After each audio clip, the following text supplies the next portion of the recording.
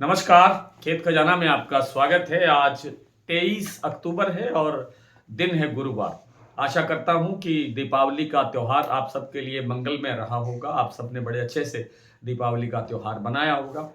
और दीपावली से पहले के वीडियो में आप अगर याद करेंगे तो मैंने निवेदन किया था कि दीपावली के बाद तुरंत बाद एक अस्थायी सरसों में गिरावट की संभावना बन सकती है। हालांकि सरसों तेल में अभी कोई गिरावट नहीं आई है और आज जो सरसों का जो बाजार है वो 50 रुपए तक लगभग लगभग कमजोर होता हुआ दिखाई दिया है।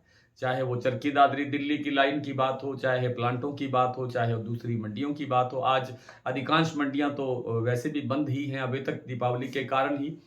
और भरतपुर मंडी भी उनमें से एक है जिन जहां आज भी कोई कारोबार नहीं हुआ है। कल से मंडियां ये खुलने की संभावना बन सकती है और उसके बाद ही सही व्यापार की जो सही तस्वीर है वो सामने आएगी।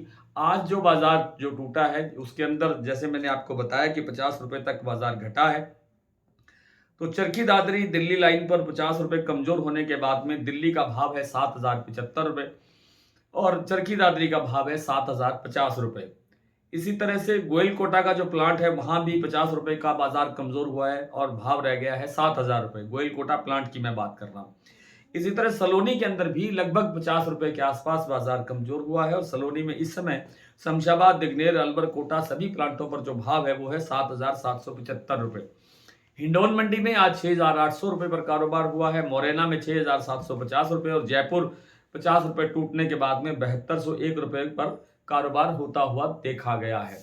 लगभग लगभग सभी मंडियों की स्थिति एक जैसी है। अभी सरसों के अंदर कोई बड़ी तेजी आ जाएगी और तेजी की संभावना जो है वो बिल्कुल नहीं लगती है। कोई तेजी का कोई कारण नजर नहीं आता है फिलहाल, क्योंकि जो दिन का तापमान है वो भी 32-33 डिग्री बना हुआ है। तो सरसों तेल की जो डिमांड है वो नहीं है, यानी सर्दी की खरीद जो लोग करते हैं सरसों तेल में, वो खरीद अभी निकलने का समय नहीं आया है।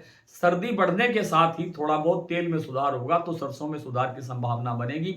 फिलहाल सरसों के अंदर थोड़ा और दबाव बढ़ने की संभावना देखी जा रही है। आने वाले दिनों के अंदर जैसे आवकें शुरू होगी, भी आज आवक कितनी हुई, अभी तो आवक नहीं आ रही है, तो आवक का भी आंकड़ा देखना पड़ेगा और आवक के बाद में फिर बिजाई के आंकड़े जो है वो सही तस्वीर बनाएंगे सरसों की, कि बिजाई कैसी होती है, कितनी होती है और कब तक होती है, लेट होती है, पहले होती है। ये जब स्थितियां सामने होंगी तब सरसों की सही तस्वीर सामने होगी। फिलहाल सरसों के बाजार के अंदर बड़ी तेजी की गुंजाइश मुझे तो लगती नहीं है। आने वाले दिनों में देखेंगे, आप और हम आप मिलते रहेंगे, बात होती रहेगी।